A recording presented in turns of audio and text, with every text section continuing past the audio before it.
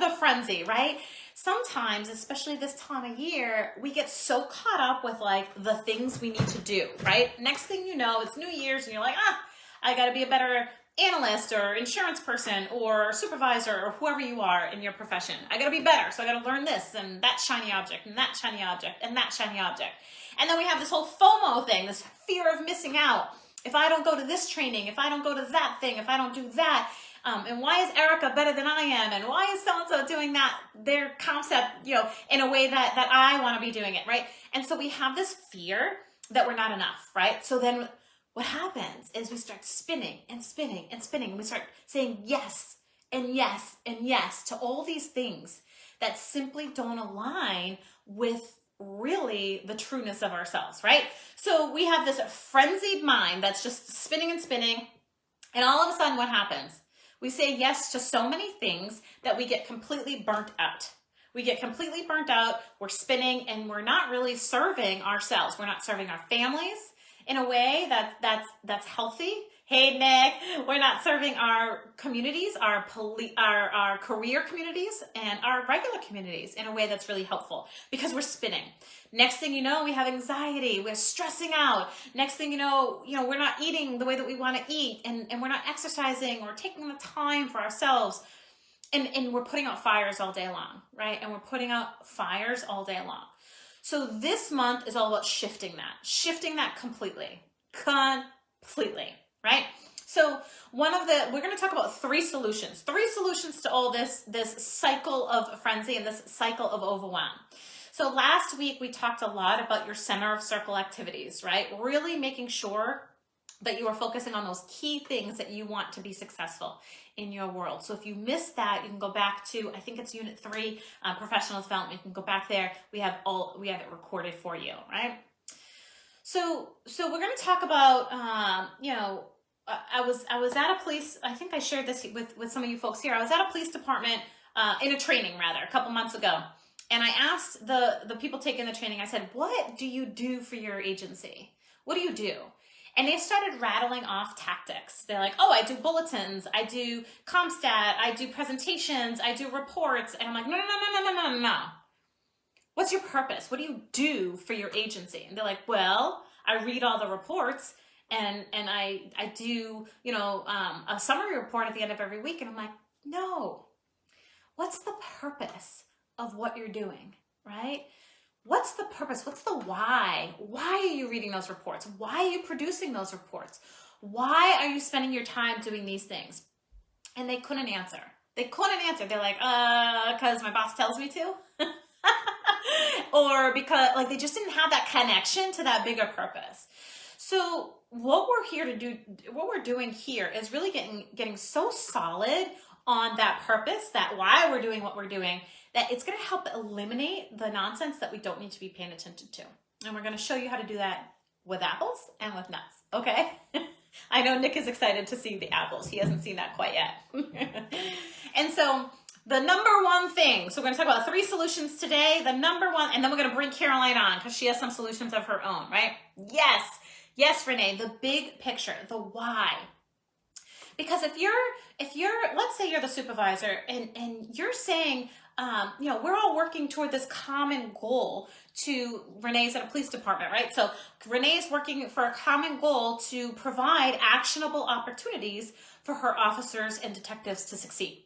So her analytical unit is providing these actionable opportunities for them to succeed. Therefore, every single product that is pushed out of that unit should be answering that question as a yes. Does this product provide actionable opportunities for my officers and detectives to succeed? Does this product provide that result that I'm looking for? If we are working on requests, if we are working on projects that we don't know the purpose, then how do we know how to do them to the best we can and the best ability, right? When we are connected with why we are doing what we are doing, when we are connected with the whole purpose behind it, that creates clarity on the yeses and nos that we make in our lives, right? That creates so much clarity. So that's the first solution, is focusing on your why. Whoop. All right, we lost light, people. It's okay. Can you still see me okay? It's a little dark, but we're good. Hopefully the internet didn't go down. Someone just let me know that I'm still talking to you folks here. Is everyone there? Are we still talking to everyone here? I really hope so.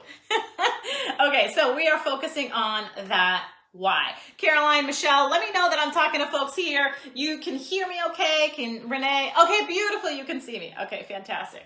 I lost electricity. I'm going to try to turn this puppy back on so you guys can see a little bit better. No, apparently it's saying no. So we'll just go with it. We'll just roll with it, right?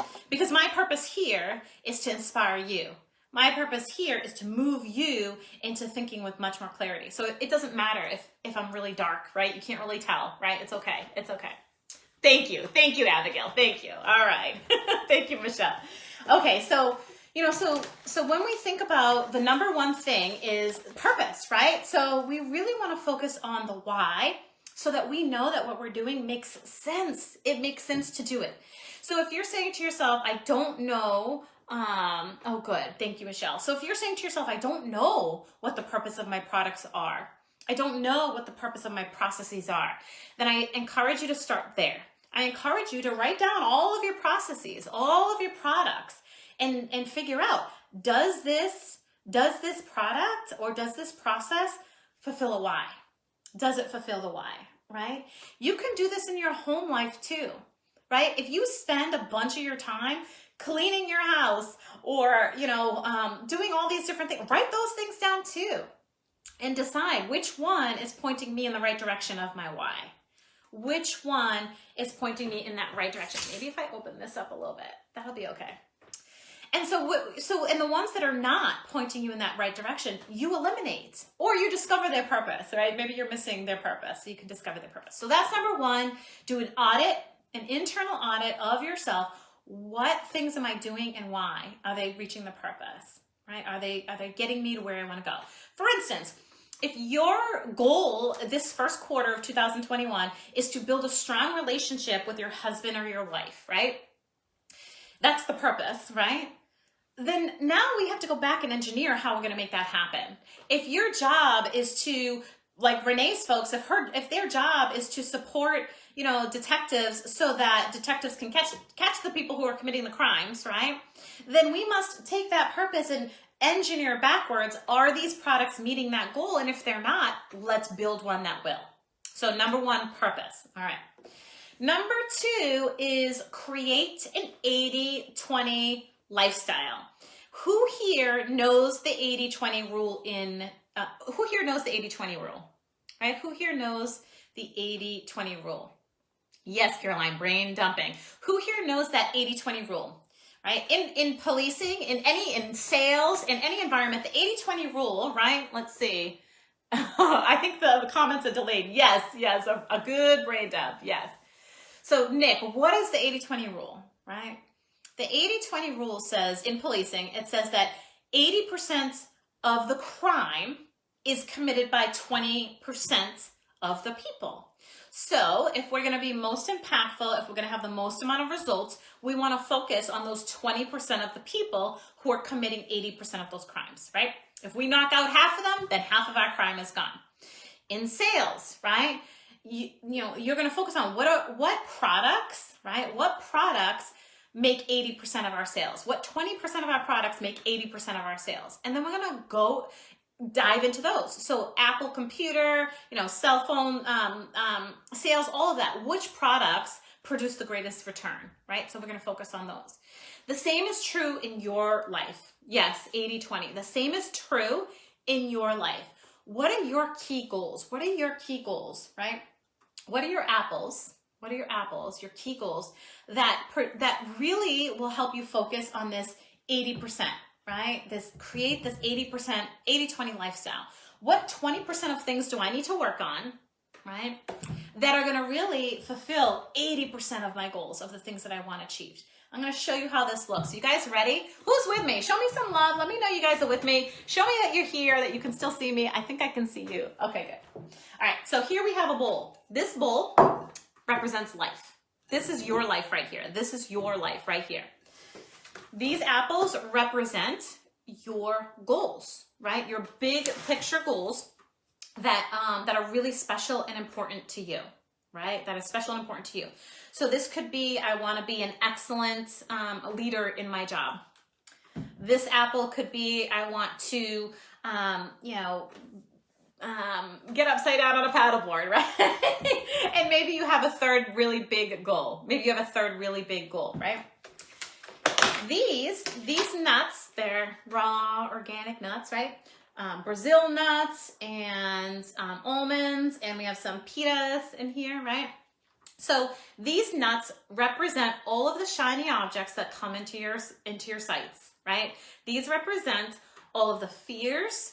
These represent all of the, FOMO, right? What Michelle is doing that I'm not doing, what Steve is doing that I'm not doing, all the requests that you get at the last minute. These represent all the stuff, right? All the stuff, right? So let's say you start off the year. So we have our life right here. We have all the stuff that comes into our lives. And then we have 3 apples representing our 3 big picture goals. So if we did this, if we started off with, oh, I got a request today, and so-and-so is fighting with so-and-so, and, oh, I wish I could just lose weight, and like all the stuff, all the nonsense that goes into your head. Okay, so they go into your life first, right? Then you say to yourself, all right, well, wait a second, I really have this big goal. And so after all the nonsense goes in, you start putting in these big goals, right? What's happening? What's happening? They don't fit. You get partially, right? So it's about, I just bruised it right about here, right? So it gets partially in, right? It gets partially in there. But all the nonsense is in there. All the extras is in there. All the FOMO, all the fears, all the other stuff that comes into your world is in there because there was no focus, right? But let's do this differently. Let's do this differently. Okay, so here's your life again, right? Your life is empty. It's not a bowl of chocolates or something like that. It's empty, right? The apples didn't fit. Yeah, it's a little squished. That's right. That's right. Yummy and salted. No, raw organic. It's too full. Right, Alex? It's too full already. Nothing else can fit in. And we often feel that way. We often feel like it's just too full. Our life is full of all these things. No way can I put in something, even if it's the most important thing that I should be putting in, right? Even if it's the most important thing. We might say to ourselves, I might say, Alex, who's another Rising Genius member, I love that you're here. She's our 12-monther, which is wonderful. I might say, Alex, you don't have any room, right? Alex might say to me, Dawn, this is really, really, really important. Your marriage, I'm not married, but your marriage is about to fall, and that should be a priority. And I put that on top, right? I put that on top, and I'm like, I don't have time to deal with it all. That's one approach. And that's the approach that gets a lot of people spinning and reacting and feeling stuck, okay? Here's another approach. What if instead you decided, right? So the number one solution was your why, focusing on your why, right? Abracadabra, yeah. What if you decided to focus on those things first, every single day? Focus on these things first. So we have maybe your marriage, maybe you want to be an amazing leader, so you focus on that a lot. Maybe you want to get upside down on that paddleboard, so maybe you focus on that. Maybe every morning you read something about leadership, you get upside down, and you write a love note to your husband or wife, right? Those are your 3 things that you're working on a lot. So now, all these requests, all these things come into your life, all these fears, all the FOMO, like the scrolling through Facebook, all of that comes into your life.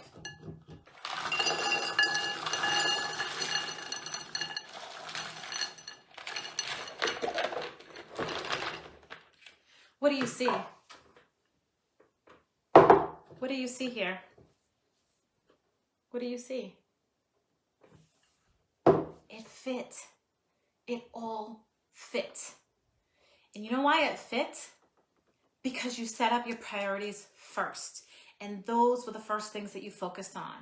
The results. You focused on the big stuff that you wanted. And all the little stuff fits exactly where it's supposed to fit. It's not taking priority. It's not at the very bottom, which in our sense was first, right? It's fit. Yes, Alex, it all fit. It all fit, right? Somehow it all fit. So, the point of this story, the point of this here is to help you see that when you have a reactive approach to life, right? When you have this reactive thing happening, and you're looking at the Brazil nut, which might be the fear, and it's coming in, and you're looking at the almond, which might be this really shiny new tactic that you learned, and you're looking at this of, oh, I haven't talked to grandma in a while, and that comes in, and all the stuff comes in, right? And all the stuff comes in, right? When you put what's priority in first, everything fits where it's supposed to.